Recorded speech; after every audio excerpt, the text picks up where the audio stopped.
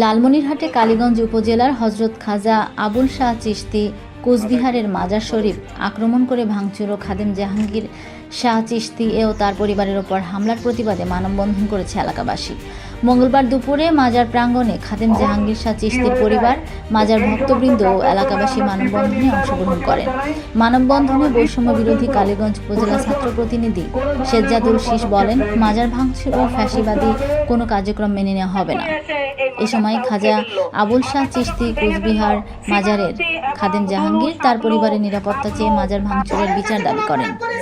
আমরা কোনো অপরাধ করিনি, আমাদেরও তো যারা আইনজীবী তাদেরও মামলা আছে, তারা কেন আমাদের বিরুদ্ধে তারা কেন পদক্ষেপ নিল না? টাকার কাছে কি আইন বিক্রি হয়ে যায়? যদি টাকার কাছে আইন বিক্রি হয়ে যায় তাহলে জাতির কাছে কেন আইন বিক্রি হয় না? সেটা আমার কাছে, এটা আমি মানব অধিকারের কাছে জানতে চাই, এটা আমি ইউসুফ সরকারের কাছে জানতে চাই, তারেক জিয়া রহমানের কাছে জানতে চাই।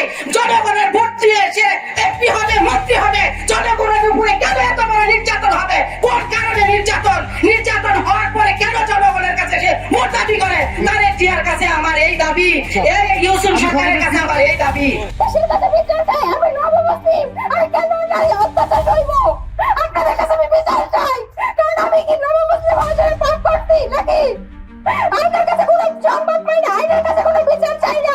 আপনাদের কাছে, দেশবাসীর কাছে আমি বিচার চাই। আমাদের সাথে কেন এগুলো ঘটবে? আমরা অসহায় নিরহ এই কারণে নাকি?